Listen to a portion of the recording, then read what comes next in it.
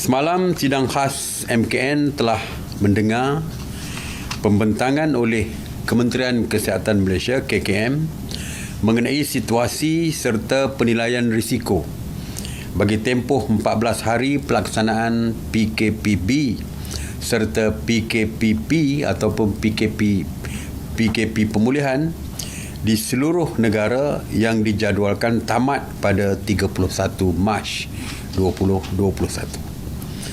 Secara keseluruhan, KKM mengesahkan status COVID-19 di kebanyakan negeri ketika ini menunjukkan tren penurunan.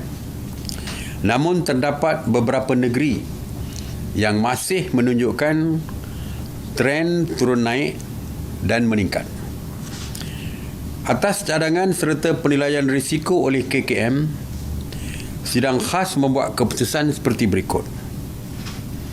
6 negeri dan wilayah masih dikekalkan status PKP bersyarat ataupun PKPB, iaitu Selangor, yang mana zon merah masih banyak walaupun tren kes semakin menurun.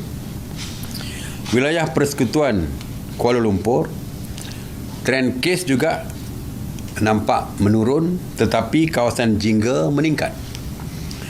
Johor, zon merah masih banyak walaupun tren kes mula menurun. Pulau Pinang, tren tidak stabil, zon merah masih banyak dan kadar insiden meningkat. Kelantan, tren meningkat dengan penambahan zon merah. Manakala Sarawak, tren meningkat dan zon merah masih banyak. 10 negeri dan wilayah kekal dengan status PKP pemulihan, iaitu Perlis, zon hijau meningkat dan hanya satu zon kuning.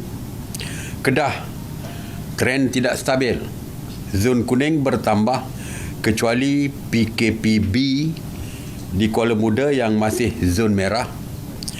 Perak, insiden kekal rendah dan tren kes menurun. Wilayah Persekutuan Putrajaya tiada zon merah. Melaka, tren meningkat namun pertambahan kes tertumpu di pusat tahanan.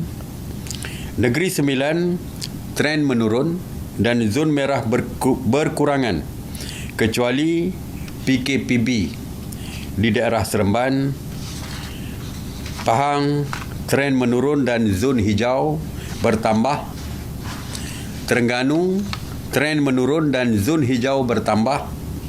Sabah, tren menurun dengan bilangan zon hijau meningkat dan hanya terdapat 2 zon merah. Manakala wilayah Persekutuan Labuan, seluruh wilayah Persekutuan Labuan adalah zon kuning. Pengekalan status PKP bersyarat dan PKP pemulihan bagi negeri-negeri ini akan berkuat kuasa bermula 1 April 2021 sehingga 14 April 2021 kecuali Sarawak yang bermula hari ini 30 Mac 2021 sehingga 12 April 2021. Walaupun rentas negeri masih tidak dibenarkan kecuali bagi aktiviti pelancongan dari negeri PKPP ke negeri PKPP melalui konsep Green Travel Bubble menggunakan syarikat dan ejen pelancongan yang berdaftar dengan MOTAX ataupun Kementerian Pelancongan. Walaupun rentas daerah dibenarkan kecuali di Sabah dan Sarawak di atas keputusan Kerajaan Negeri Sabah dan Sarawak sendiri.